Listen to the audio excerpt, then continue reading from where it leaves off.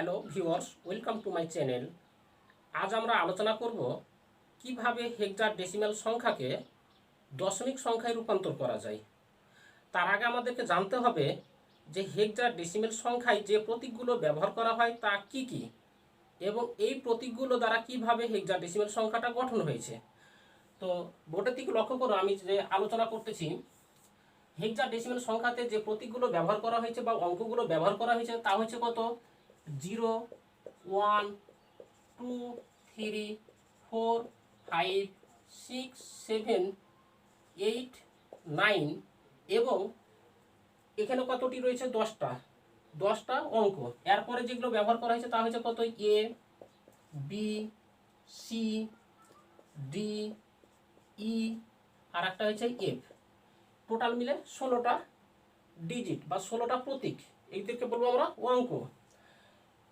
0 থেকে 9 পর্যন্ত এখানে 10টা প্রতীক রয়েছে সংখ্যায়, এবং এরপরে আছে এ, B, C, D, E, F. এদেরকে আমরা এদের মান, এর মান হচ্ছে কত 10, মনে রাখতে হবে 9 এর পরে হচ্ছে সংখ্যা হচ্ছে 10 বা 10। এর মান হচ্ছে 10, বি এর মান হচ্ছে কত 11, সি এর মান হচ্ছে কত 12, ডি এর মান হচ্ছে কত 30 বা 13, ই এর মান হচ্ছে কত 14 অথবা 14, আর এটা হচ্ছে কত 15, 15। তো এগুলো হচ্ছে তাদের মান, আর এগুলো তো মান তো প্রকাশ করাই আছে। এখন এই প্রতীকগুলো দ্বারা উপরে যে প্রতীকগুলো আছে 0 থেকে 9 পর্যন্ত এবং এ, B, C, D, E, F, এই প্রতীকগুলো দ্বারা আমরা হেক্সাডেসিমাল সংখ্যা গঠন করতে পারবো। তো মনে করলাম একটা হেক্সাডেসিমাল সংখ্যা আমি লিখে ফেললাম A5F, এটা একটা হেক্সাডেসিমাল সংখ্যা গঠন করা হয়েছে। এই প্রতীকগুলো পাশাপাশি লিখলে পরে সংখ্যা প্রকাশ করবে, তাহলে পরে এটা একটা আমাদের হেক্সাডেসিমাল সংখ্যা গঠন হয়েছে। এখানে হেক্সাডেসিমাল সংখ্যাকে প্রকাশ করার জন্য আমরা যে চিহ্নটা ব্যবহার করব তা হচ্ছে কত বেজ ব্যবহার করব, কারণ এখানে কতটি সংখ্যা রয়েছে না কতটি প্রতীক রয়েছে 16টা, তাহলে এর বেজ হচ্ছে কত 16, যার জন্য আমি 16 চিহ্নটা এভাবে লিখে ফেলবো। এটা ইকুয়াল টু এখন দশমিক সংখ্যা কত হবে সেটা এখন আমাকে বের করতে হবে। এর আগে যেরকম আমি করেছিলাম এই বাইনারি সংখ্যাকে দশমিক সংখ্যায় অথবা দশমিক সংখ্যাকে বাইনারি সংখ্যায়, অক্টাল সংখ্যাকে দশমিক সংখ্যায় যেভাবে প্রকাশ করেছিলাম, ঠিক একই রকম ভাবে এই হেক্সাডেসিমাল সংখ্যাকে আমি দশমিক সংখ্যায় প্রকাশ করব। তো প্রথমে কি করব, আমি এই প্রথম এ লিখব, এ লিখে ফেললাম। তারপরে কি করব ইনটু এই বেজ 16। এখন এই বেজের উপরে কি দিব আমি, এখানে এ ব্যতীত ডান দিকে যতটি সংখ্যা রয়েছে বা ডিজিট রয়েছে পাওয়ার হবে তত। তাহলে কত রয়েছে এ ব্যতীত কত 5 এবং এফ কতটি রয়েছে 2টি, তাহলে পরে এফ পাওয়ার হবে কত 2। তারপরে আমি কি দিব প্লাস চিহ্ন, তারপরে কি লিখবো তারপরেটা 5, এর পরে যেটা আছে 5, তারপরে কি লিখলাম 16 লিখতে হবে আমাকে, বেজ হেক্সাডেসিমালের বেজ লিখতে হবে। এখন এই 5 এর পরে কত আছে, এখানে ডিজিট রয়েছে কতটি 1টি, যার জন্য এর পাওয়ার হবে কত 1। তারপরে কি লিখতে হবে আমাকে এফ লিখতে হবে, তারপরেরটা ইনটু 16, তার উপরে পাওয়ার হবে কত 0, কারণ এফ এর পরে কোনো সংখ্যা বা কোনো ডিজিট নাই, যার জন্য আমি লিখেছি এখানে 16। তাহলে এটা ইকুয়াল টু, তাহলে এই যে এখানে যে ভ্যালুটি পাবো আমি, যে মান পাওয়া যাবে টোটালটাই ক্যালকুলেট করে যে মানটা পাওয়া যাবে সেই মানটাই হবে আমাদের দশমিক মান। এখন দেখো এটা ইকুয়াল টু কত লেখা যাবে, এ এর ইকুয়াল আমি লিখে ফেলি তাহলে, এ ইন্টু 16 উপরে স্কোয়ার, অর্থাৎ এখানে দুটো 16 গুণ অবস্থায় আছে, তাহলে 16 আর 16 গুণ করলে কত পাওয়া যাবে 256। 16কে 16 দিয়ে যদি গুণ করি আমরা, তাহলে 16 গুণিত 16 এটা যদি গুণ করি তাহলে পরে যেটা পাবো আমি সেটা হচ্ছে 256 পাবো। 6 16 96, 96 6 হাতে থাকলো কত 9, 16 কে 16, 16 আর 9 হচ্ছে 25, তাহলে এটা হচ্ছে আমাদের 16 স্কোয়ার, এটা ইকুয়াল টু লিখতে পারবো আমরা 256 প্লাস এখানে 16 উপরে 1, তাহলে একটা 16, তার সাথে কি আছে 5 আছে, তাহলে আমি কি করব 5 ইন্টু 16 প্লাস এফ ইন্টু কত 16 উপরে পাওয়ার যদি 0 থাকে, অর্থাৎ কোনো সংখ্যার উপরে পাওয়ার যদি 0 থাকে তাহলে তার মান হচ্ছে 1, যার জন্য আমি এখানে কি লিখবো 1 লিখবো। তাহলে এটা ইকুয়াল টু এটা লিখতে পারি। এখন মানগুলো আমি বসিয়ে দিব, এ ইকুয়াল টু কত, এর মান কত লিখেছি আমি 10 লিখেছি, যার জন্য এর জায়গাতে কি লিখবো 10, 10 গুণিত 256 প্লাস এটা কত হবে 5 আর 16 গুণ করে দিলে কত হয়েছে 5 16 80, আমি লিখে ফেললাম। প্লাস কত আছে এফ এর ভ্যালু কত, এফ এর মান হয়েছে কত 15, তাহলে 15 গুণিত হয়েছে 1। এখন দেখো গুণ করবো আমি 10 আর 256 গুণ করবো, 10 আর 256 যদি গুণ করি তাহলে কত হবে এখানে, সরি এটা 256, 10 আর 256 যদি গুণ করি তাহলে পরে কি 1 আর এই 256 গুণ করলে পরে হবে 256 একে 256, একের ডান দিকে কতটি জিরো রয়েছে, একটা জিরো, তাহলে একটা জিরো আমি এখানে বসিয়ে দিব, তাহলে আমাদের গুণফল হয়ে গেল। তারপরে কত আছে এখানে 80 পেয়েছি আমরা। তারপরে কত 15 আর 1 গুণ করলে কত 15 একে 15। তারপরে কি হয়েছে বেজ। এখন এই সংখ্যাগুলোকে আমরা যোগ করব, যোগ করলে কত পাবো দেখো 5, 5 আর 0 যোগ করলে কত 5, তার সাথে 0, তাহলে যোগফল হয়েছে কত 5। এখানে দেখো 1, 1 আর 8 কত 9, 9 আর 6 কত 15, 15 কত 5, হাতে থাকলো কত 1, 1 আর 5 কত 6, তারপরে 2 বসে গেল। এটা হচ্ছে আমাদের কি দশমিক মান। অতএব আমরা লিখতে পারি যে এফ হেক্সাডেসিমাল এটা ইকুয়াল টু কত 2655। এটা হচ্ছে আমাদের কি দশমিক মান। এখন আমরা এটা পূর্ণ সংখ্যার হেক্সাডেসিমাল সংখ্যা ছিল পূর্ণ সংখ্যা, দশমিকে পেয়েছি আমরা পূর্ণ সংখ্যা। এখন যদি এই হেক্সাডেসিমাল সংখ্যাটা যদি ভগ্নাংশ থাকে তাহলে পরে সেটা কি করতে হয় সেটা নিয়ে এখন আমরা আলোচনা করব। মনে করলাম হেক্সাডেসিমাল একটা সংখ্যা ভগ্নাংশযুক্ত সংখ্যা কি নিলাম আমি, এখানে এ বি সি পয়েন্ট বা রেডিক্স পয়েন্ট ডিইএফ, এটা একটা হেক্সাডেসিমাল সংখ্যা। এই হেক্সাডেসিমাল সংখ্যাটা এটা ইকুয়াল টু বাইনারি কি দশমিক সংখ্যা কত হবে তা এখন আমাকে বের করতে হবে। তো মনে রাখবা দশমিকের আগেরগুলো আগে যে অঙ্কটা করলাম ঠিক একই রকম ভাবে, এবং এই পরেরগুলো কিভাবে করতে হবে সেটা এখনকার দেখে নিতে হবে। তো আগেরগুলো কি করলাম, এখানে কি ছিল এ ছিল, এ ইন্টু 16, অর্থাৎ হেক্সাডেসিমালের বেজ। এর ডান দিকে কয়টা শূন্য সংখ্যা রয়েছে, দুইটা, একটা দুইটা, অর্থাৎ দশমিকের এই যে চিহ্নযুক্ত যে আছে রেডিক্স পয়েন্ট আছে তার ডান দিকে আমি কল্পনা করব, হিসাব করব। তাহলে এখানে কত হয়েছে, এর বামে কত আছে, ডানে আছে কত দুইটা, তাহলে আমি 16 উপরে স্কোয়ার প্লাস বি ইন্টু কত 16 উপরে পাওয়ার হয়েছে 1, তারপরে কত প্লাস হয়েছে সি ইন্টু 16 উপরে পাওয়ার কত হবে 0 হবে। তাহলে এই পর্যন্ত আমাদের কাজ শেষ হলো। তারপরে কি করব আমরা প্লাস দিব, তারপরে কি ডি লিখবো। এখন দেখো এখানে ডি, তাহলে ডি লিখেছি। এখন এগুলো যেরকম লিখেছিলাম আমরা, এখানে পাওয়ার 2 লিখেছিলাম, এখানে পাওয়ার 1, এখানে পাওয়ার 0, এগুলো ছিল কি দশমিকের বাম দিকে সংখ্যা ছিল। তাই এখন ডান দিকে থাকলে পরে কিভাবে লিখবো, ডান দিকে যদি থাকে তাহলে পাওয়ারগুলো তখন কি করব আমরা মাইনাস করে লিখবো।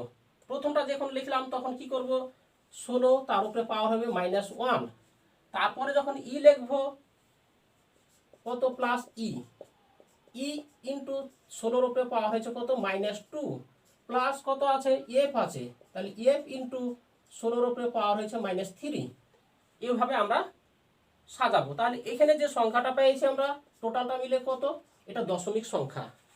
এখন এই দশমিক সংখ্যাটা এখন আমাকে ক্যালকুলেট করতে হবে। ক্যালকুলেট করলে কি করবো আমি দেখো, তাহলে এ ইন্টু 16 উপরে পাওয়ার স্কোয়ার, তাহলে কত 16 আর 16 গুণ করলে 256, আমি 256 এখানে লিখে ফেললাম, প্লাস বি ইন্টু 16 উপরে পাওয়ার 1, তাহলে পরে 16 একে 16, তারপর সি ইন্টু 16 উপরে পাওয়ার 0, তার মানে হচ্ছে 1। তারপরে এখানে দেখো ডি ইন্টু 16 ইনভার্স, তাহলে ডি বাই আমরা 16 লিখতে পারবো, প্লাস ই বাই পাওয়ার হচ্ছে কত -2, যার জন্য 16 উপরে -2 থাকলে পরে কত লিখতে পারবো আমরা 16 স্কোয়ার লিখতে পারবো, প্লাস এফ বাই হচ্ছে কত 16 উপরে পাওয়ার কিউব। এটা এখন দেখো এই সংখ্যাগুলো আমি এ পর্যন্ত আমি স্বাভাবিকভাবে গুণ করতে পারি, কারণ এর ভ্যালুটা 10 বসাবো, বি এর ভ্যালু 11 বসাবো, তারপর সি এর ভ্যালু আমি 12 বসাবো, বসাইলে পরে আমি এই অংশটা পেয়ে যাব। কিন্তু এই অংশটা আমাকে ভগ্নাংশ করতে হবে, অর্থাৎ এখানে লসাগু করে যোগ করতে হবে। এখন মানগুলো দেখো কিভাবে বসাচ্ছি আমি, তাহলে এ ইকুয়াল টু কত 10 into 256, plus B equal to কত 11 ইন্টু 16, প্লাস সি সমান হচ্ছে 12 গুণিত 1।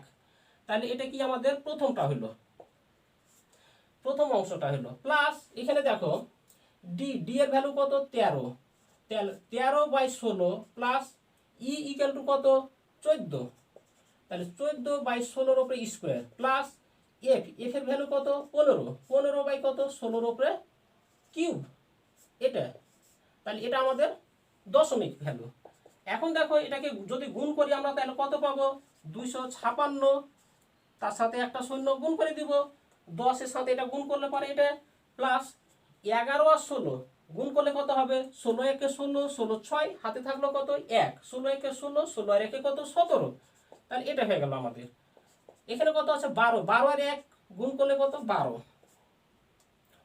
তারপরে দেখো এটা এখন কি করতে হবে? এটাকে এখন কি করতে হবে আমাদের? লসাগু করে যেভাবে যোগ করতে হয়, 16, 16 স্কোয়ার এবং 16 কিউব, এই তিনটাকে যদি আমরা লসাগু করি তাহলে পরে সর্বোচ্চ যে মান সে মানটা পাবো। তাহলে এটা কত হবে? 16 কিউব পেয়ে যাবো আমরা। এখন এই 16 কিউবকে এই 16 দিয়ে ভাগ দিব, ভাগ দিলে কত পাবো? 16 স্কোয়ার পাবো। 16 স্কোয়ার আর গণিত 13, তাহলে 16 স্কোয়ার সমান কত পেয়েছি আমরা? 256 পেয়েছি। এখানে 16 স্কোয়ার সমান হচ্ছে 256, তাহলে 256 সাথে 13 গুণ করব। তাহলে 256 এবং 13 এটা যদি গুণ করি, 256 গুণিত 13, এটা যদি গুণ করি তাহলে কত পাবো আমরা? 6 13 কত? 78, 78 8, হাতে থাকলো কত? 7, 5 13 কত? 65, 65 আর হাতের 7 যোগ করলে কত হবে?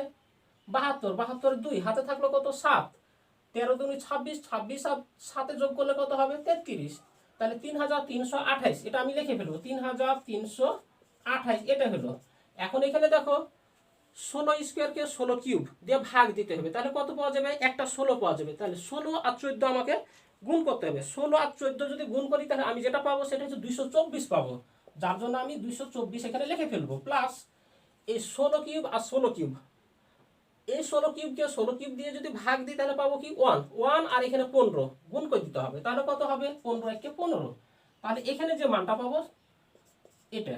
এখন দেখো এই সংখ্যাগুলোকে আমি যোগ করব, যোগ করলে কত পাবো? দেখো 2, 2 আর 6 যোগ করলে 8, তাহলে এটা টোটালটা হলো 8। 1, 1 আর 7 যোগ করলে কত হয়েছে? 8, 8 আর 6 যোগ করলে কত? 14, 14 4, হাতে থাকলো কত? 1, 1 আর 7 কত? 1 আর 1 কত?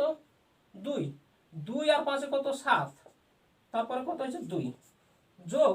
এখন এটাকে এটাকে যদি যোগ করি তাহলে নিচে কত হবে? 16 উপরে কিউব, 16 উপরে কিউব যদি থাকে তাহলে পরে 3টা 16 গুণ, তাহলে 16 গুণিত 16 গুণিত কত হবে? 16। এটাই কিন্তু যেটা পাবা সেটা হচ্ছে 4096, 4096 এটা পাওয়া যাবে। এটাই কিন্তু যেটা পাবো সেটা হচ্ছে 4096, যার জন্য আমি এখানে লিখবো কত? 4096। গুণফলটা হবে এটা 16 কিউব, এটাই কিন্তু এটা। এখন উপরে যে সংখ্যাগুলো আছে সেগুলো আমি যোগ করব।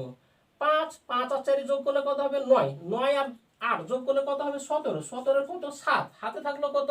1, 1 আর 1 কত? 2, 2 আর 2 4, 4 আর 2 6।